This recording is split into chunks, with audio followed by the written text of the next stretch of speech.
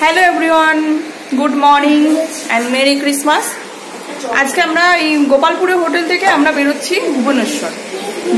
আজকে নন্দনকানন যাব আর রাতটা ভুবনেশ্বরেই কাটাবো, যার জন্য আমাদের লাগেজপত্র সব গোছানো হয়ে গেছে।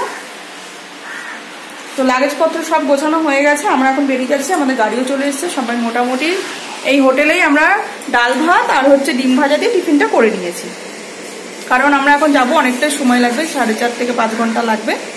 তার জন্য সমুদ্রের ঢেউ ক্রমশ বাড়ছে। সকালবেলা গেছিলাম, অনেকটাই কম ছিল, এখন ক্রমশ বাড়ছে। তো চলো আমার সঙ্গে থাকো, আর নতুন বন্ধুদের বলবো সঙ্গে থাকতে, আমার চ্যানেলটা সাবস্ক্রাইব করে দিতে। আর পুরনো বন্ধুদের অনেক অনেক ভালোবাসা, অনেক অনেক ওয়েলকাম তোমাদেরকে আমার এই নতুন ব্লগে। তোমাদের সঙ্গে ঠিকঠাক কথা বলতে পারছি না, ঠিকঠাক কথা বলা হচ্ছে না, তো বুঝতেই পারছো কোথাও গেলে ব্যস্ততার মধ্যে থাকা হয়। তো নন্দনকাননটা ঘুরবো, আর বাচ্চারাও খুব এনজয় করবে। অ্যাকচুয়ালি বাচ্চাদের জন্যই নন্দনকাননটা করা, কারণ ওরা খুব আনন্দ করবে। তোমরা সঙ্গে থাকো আর ভিডিওটা দেখতে থাকো। তো বন্ধুরা, আমরা গোপালপুর থেকে আমাদের গাড়িতে উঠে পড়েছি। আমরা প্রথমে যাব তারাতারিণী মন্দিরে এবং পরে যাব চিল্কা লেক। তো তোমরা সঙ্গে থাকো, আর নতুন বন্ধু হলে অবশ্যই চ্যানেলটা সাবস্ক্রাইব করে পাশে থেকো। আর পুরনো বন্ধুদের জানাই অনেক অনেক ভালোবাসা, তোমরা আমার ভিডিও দেখছো, ভালো ভালো কমেন্ট করছো। তো এইভাবেই আমার পাশে থেকো এবং চলো আজকে আমার সঙ্গে ঘুরে নাও তোমরা। তো যেসব বন্ধুরা আমার ভিডিও দেখছো অবশ্যই একটা কমেন্ট দিও, নাহলে আমি বুঝতে পারবো না তোমরা ভিডিও দেখছো। আর একটা লাইকও করে দিও, যদি খুব খুব ভালো লাগে শেয়ার করতে পারো। তো চলো আমার সঙ্গে থাকো তোমরা।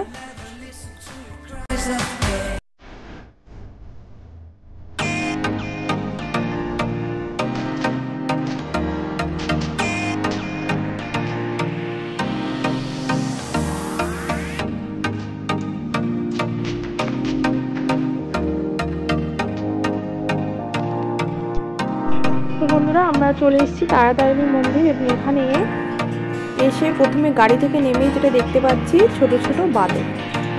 তো এখানে বাঁদরের বাদরামিটা খুবই বেশি, যার জন্য একটু সাবধানতা অবলম্বন করতে হবে, এবং আমাদের সঙ্গেও কিছু ঘটনা ঘটেছে, অবশ্যই বলবো তোমাদের। আর এখান থেকে আমরা তাড়াতাড়ি চলে যাব, টিকিট কাটতে হবে। আর এই বাসে উঠে আমরা যাব পাহাড়ি পথ, তো যাব মন্দির দর্শন করতে। আমরা গোপালপুর থেকে তারাতারিণী মন্দিরে আসতে দূরত্ব 60 কিমি, এবং যদি তোমরা ব্রহ্মপুর থেকে আসো তাহলে 40 কিমি হবে। মন্দিরে পৌঁছানোর জন্য বাসের ব্যবস্থা করা হয়েছে। তো বাসে করেও যেতে পারো, রোপওয়ে আছে, রোপওয়ে করেও যেতে পারো, কিছুটা পথ যেতে হবে। এইভাবেই আমরা যাব। হিন্দু সমাজে মাতৃশক্তির আরাধনা যুগ যুগ ধরে চলে আসছে। ঠিক তেমন উড়িষ্যার অধিকাংশ ঘরে কিন্তু মাতৃশক্তির আরাধনা হিসেবে দেবী তারাতারিণী পূজিত হয়। তো তারই দর্শন করতে যাব, এবং যতটা পারবো তোমাদের সঙ্গে শেয়ার করে নেব। তো দেখো, বাসে করে কিছুটা পথ আমাদের যেতে হচ্ছে। তো আমরা আজকে যাচ্ছি ভুবনেশ্বর যাওয়ার পথেই আমরা এই 2-3টে জায়গায় যাব। তো প্রথমে আসলাম তারাতারিণী মন্দির, সেটাই তোমাদের সঙ্গে শেয়ার করছি, তোমরা সঙ্গে থাকো, খুব ভালো লাগবে। উড়িষ্যার গঞ্জাম জেলার ঋষিকুল্য নদীর তীরে যে ঋষিকুল্য নদী, এই নদীটিকে গঙ্গার বড় দিদি বলা হয়ে থাকে। এটি উড়িষ্যার পবিত্র নদী। কুমারী পর্বতে অবস্থিত মা তারাতারিণী মন্দির, এই মন্দিরটি সতী 51টিতে অন্যতম। কালিকা পুরাণ অনুযায়ী এই স্থানে দেবীর স্তন যুগল পতিত হয়। 2টি স্তন রূপী বক্ষশিলা, একটি তারা একটি তারিণী নামে পূজিত, যমজ দেবতা বলে। এছাড়া পুরাণ মতে আমাদের দেশে 4টি তন্ত্র সাধনার পীঠ আছে, তার মধ্যে তারাতারিণী মন্দিরটি তন্ত্র সাধনার পীঠস্থান। তো আমরা তো যাচ্ছি, দেখতেই পাচ্ছ।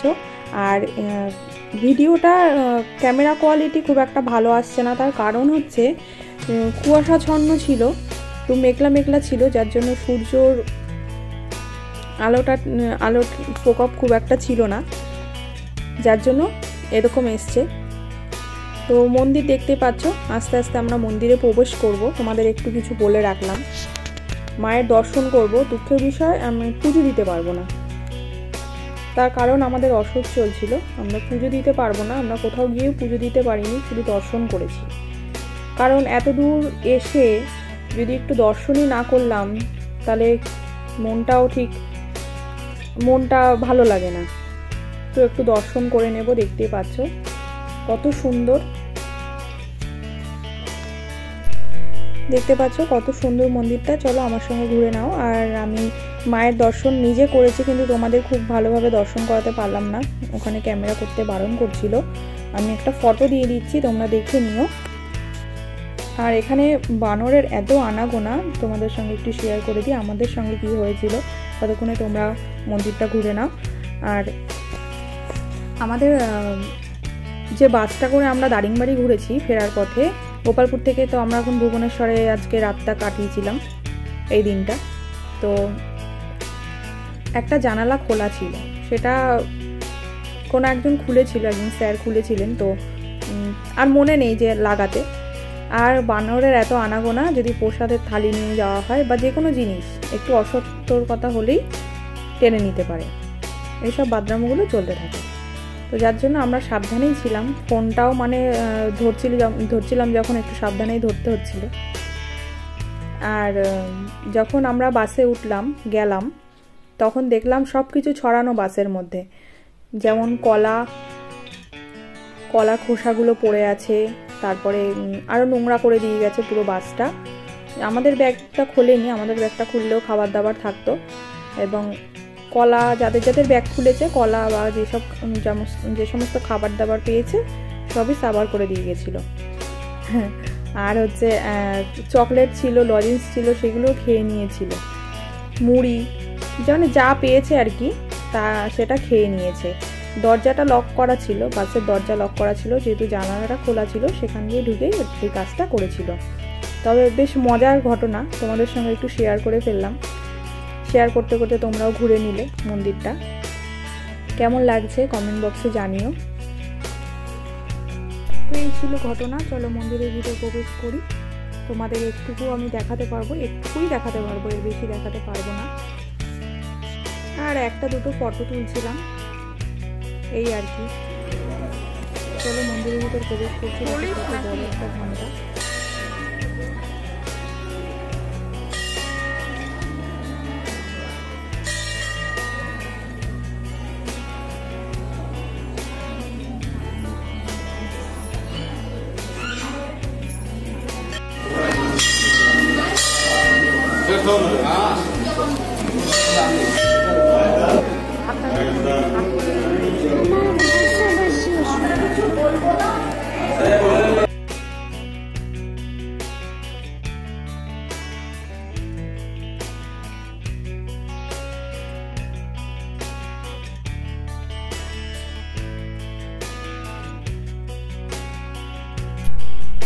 তো মন্দির দর্শন করে আমরা বেরিয়ে এলাম, আবার বাসে করেই ফিরলাম।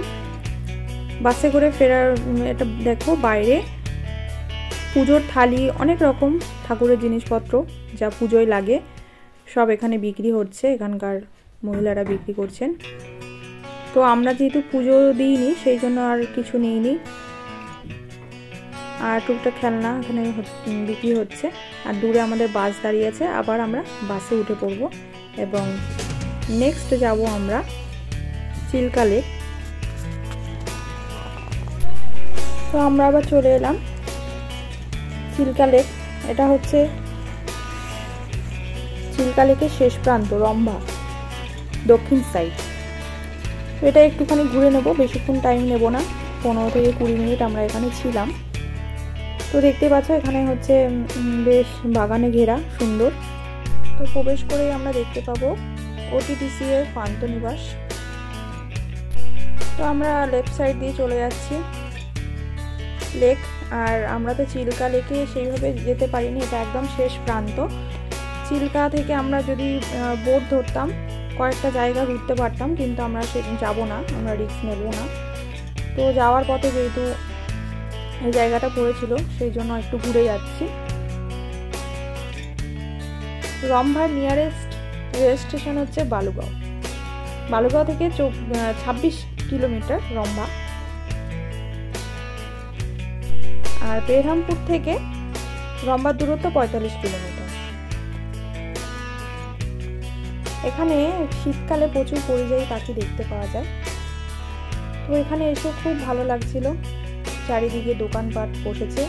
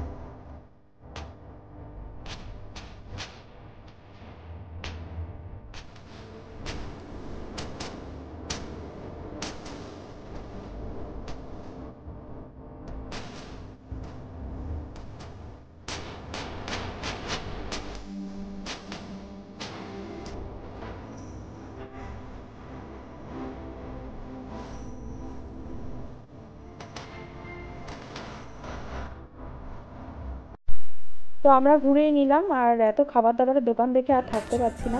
তো ছেলে বলছিল ডাব খাবে, ছেলে এবং আরাধ্যা ডাব খেলো। আমার একটু ইচ্ছে হলো আইসক্রিম খাবার, যেহেতু একটু গরম গরমে লাগছিলো, রোদে ঘোরার জন্য তো একটু গরম গরম লাগে, তাই জন্য একটুখানি আমি খেয়েছিলাম ছোলা মাখা, তারপরে হচ্ছে আইসক্রিম, এগুলো খেয়েছিলাম। বিষ্ণু ডাবের জল খেলো। তারপরে আমরা আবার গাড়িতে উঠে যাব। আর এই ব্লগটা এই অবধি, নেক্সট আসবে নন্দনকানন। এই ব্লগটা আমি এখানেই শেষ করছি। আশা করছি তোমাদের ভালো লেগেছে। আরও ব্লগ আসবে এখনও, তো ব্লগগুলো আমি এক এক করে দিচ্ছি। তো বন্ধুরা, আমি এই ব্লগটা এখানে শেষ করছি। সবাই খুব খুব ভালো থেকো, খেয়াল রেখো। আজকে টাটা।